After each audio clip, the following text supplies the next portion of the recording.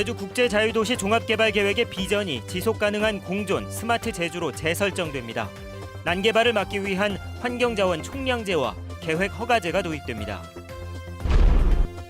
외국인 범죄에 대응하기 위해 CCTV가 대폭 늘어나고 경찰 외사과와 이민특수조사대 신설이 추진됩니다.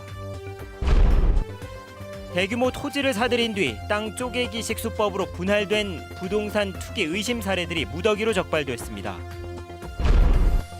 제주의 원도심 재생 사업이 주민 의견을 수렴하지 않고 일방 통행식으로 추진되고 있다는 비판이 제기되고 있습니다.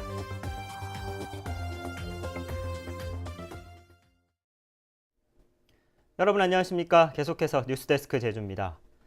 제주 경제 발전 전략인 국제자유도시 사업이 성장 일변도로 추진되면서 여러 가지 부작용을 낳았다는 지적이 일고 있는데요. 제주개발의 최상위 법정 계획인 국제자유도시 종합계획의 목표가 지속 가능한 공존, 스마트 제주로 바뀌게 됩니다. 현재훈 기자의 보도입니다. 정부 차원의 제주경제 발전 전략인 제주국제자유도시 종합계획은 지난 2002년부터 추진돼 왔습니다. 지난 2012년부터 시작된 2차 계획은 중국을 겨냥한 관광산업 육성과 개발 사업에 중점을 둔 나머지 외형적 성장에 비해 고용 창출과 지역 이익 환원은 빈약하다는 비판이 제기됐습니다. 이에 따라 국제자유도시 비전이 청전과 공존의 미래 비전이 반영돼 지속 가능한 공존 스마트 제주로 새롭게 설정됐습니다. 이를 위한 핵심 과제로 환경자원 총량관리 시스템 보완과 계획 허가제 도입 그리고 해안변 그린벨트 도입이 제시됐습니다.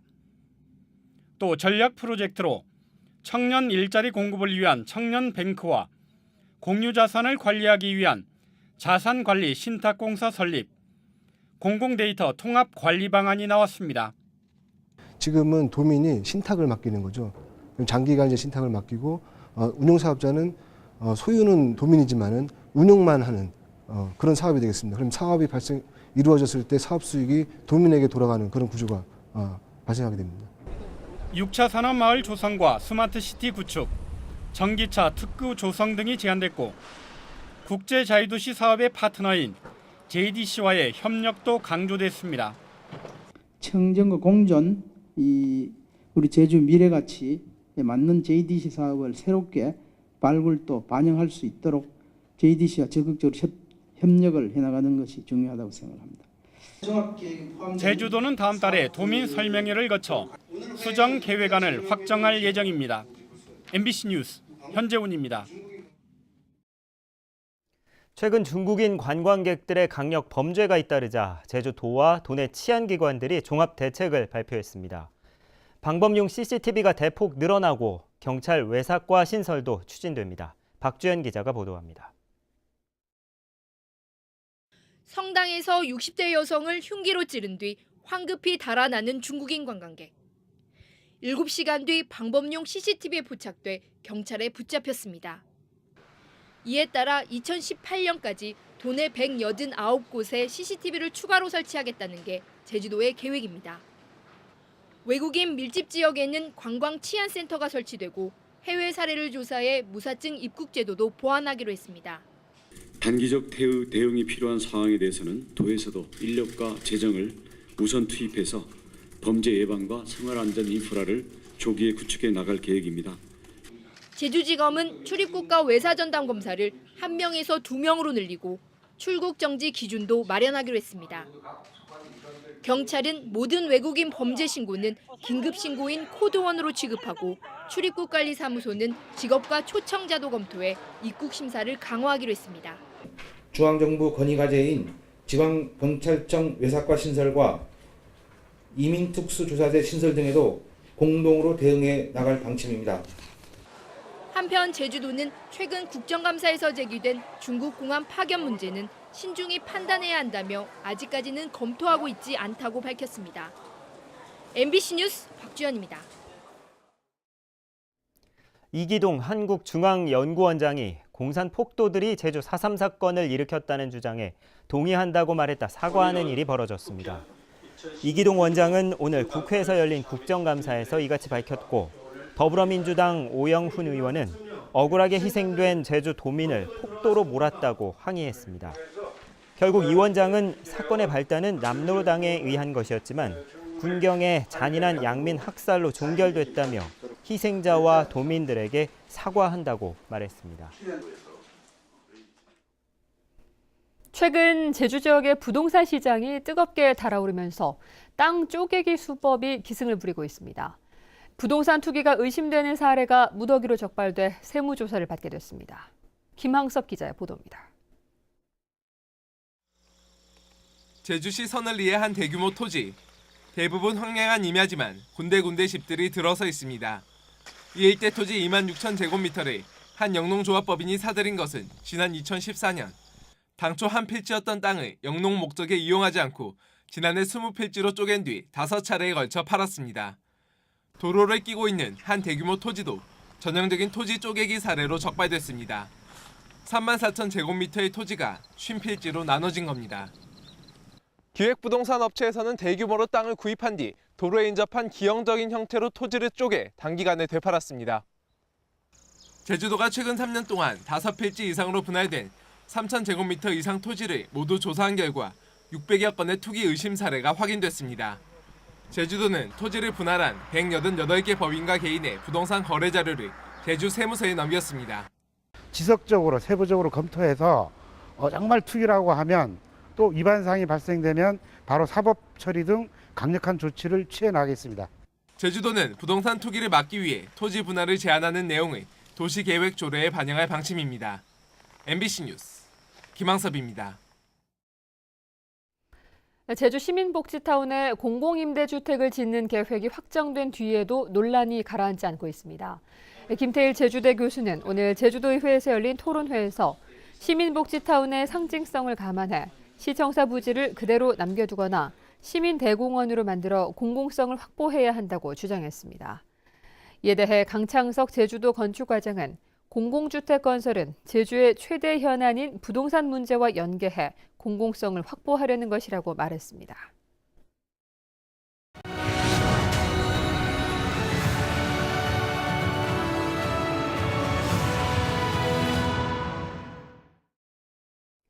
무분별한 도시 개발에 대한 반성으로 시작된 것이 도시 재생 사업입니다. 개발 이익보다는 주민들이 살기 편한 공간을 만들어가는 것이 핵심입니다. 권혁태 기자가 보도합니다. 도시재생 사업이 추진되고 있는 서울의 원도심인 서촌. 이곳 주민들은 관광객을 위한 지하주차장을 비롯해 한옥마을 조성 사업 등 수백억짜리 사업 계획에 반대하고 있습니다. 보기 좋은 동네가 아니라 살기 좋은 동네가 필요하다는 이유에서입니다. 특히 아파트 단지는 없는 그런 가치가 존재를 하기 때문에 이것을 지키는 것이 중요하다라는 것을 골고루 인식하고 있다는 것이 첫 번째 지켜낼 수 있는 중요한 포인트라고 생각하고요. 서울시는 주민들의 의견을 수렴해 이 지역 재생 사업에 엄격한 규제를 만들었습니다. 건축물 높이 제한은 물론 프랜차이즈점들은 골목 안에 진입하지 못하게 했습니다. 지역 정체성과 이제 주민들 정주성 부분이 저희는 가장 중요한 부분 중에 하나라고 봤습니다. 그러나 이제 막 출발선에 선 제주 원도심 재생 사업은 일방통행식으로 진행되고 있습니다. 광장 조성과 제주형 한옥마을, 성곽 복원 등의 계획들이 세워지고 있지만 주민들의 삶의 질과는 떨어져 있습니다. 민주적인 절차를 우리가 얼마만큼 충실히 따르느냐에 따라서 도시재생의 수준도 같이 올라갈 수 있다는 것입니다.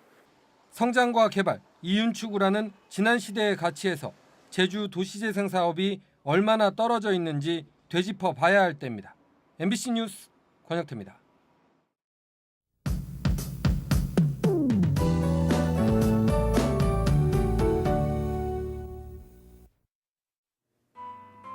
네, 주말인 내일부터 사흘간의 개천절 연휴가 시작이 되는데요. 나들이 계획 있다면 내일 낮까지는 비 소식이 있다는 점 참고하셔야겠습니다. 예상되는 비양은 5에서 30mm가량이고요. 비는 낮부터 차츰 그칠 것으로 예상됩니다. 하지만 중산간 이상 지역에는 짙은 안개가 끼는 곳이 있어 장거리 운전자들은 교통안전에 유의하셔야겠습니다. 휴일인 모레는 별다른 비 소식 없이 선선한 날씨를 보이면서 바깥 활동하기 무난하겠습니다. 한편 현재 남서쪽 해상에서는 18호 태풍 차바가 북상 중인데요. 앞으로의 이동 경로가 유동적인 만큼 발표되는 최신 기상 정보에 유의하셔야겠습니다. 다음은 자세한 지역별 날씨입니다. 네, 이번 주 내내 지루한 가을비가 이어지고 있는데요. 내일 낮까지 비가 이어지면서 북부 지역은 종일 선선한 날씨를 보이겠습니다. 내일 서부 지역의 아침 기온 모두 20도를 웃돌겠고요. 낮 기온은 26도에서 27도로 오늘보다 3도가량 높겠습니다. 내일 아침 남부 지역의 기온 22도에서 23도, 낮 기온은 26도에서 27도가 예상되고요. 동부 지역은 평년보다 4도에서 많게는 6도가량 높은 기온을 유지하겠습니다.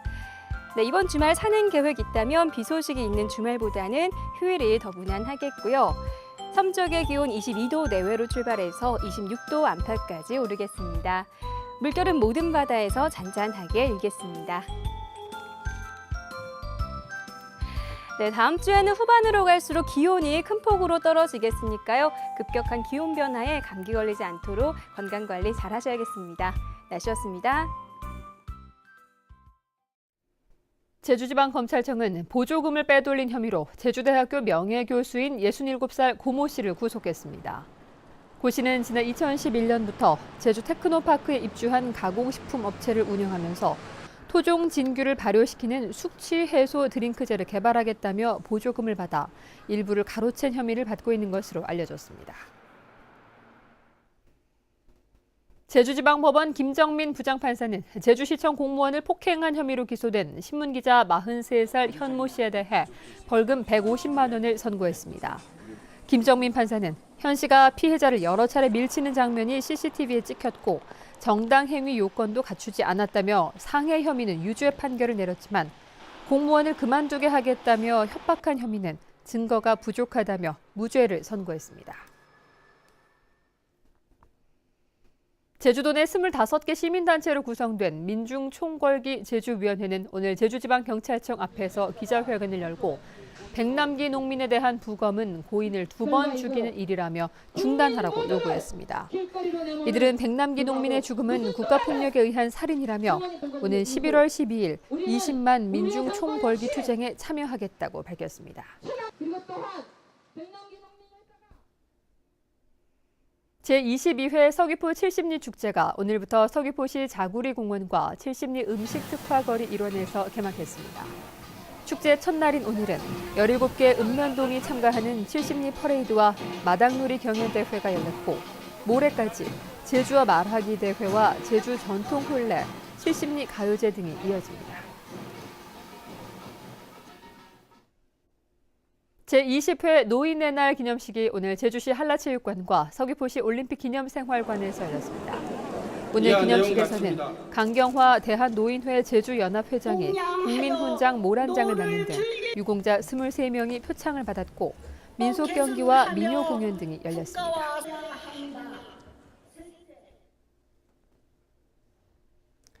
그동안 진행을 맡아온 저희는 현장 취재 보도와 다른 프로그램을 통해 인사드리겠습니다. 다음 주부터는 오승철, 서현미 앵커가 새롭게 인사드리겠습니다. 시청해주신 여러분 고맙습니다.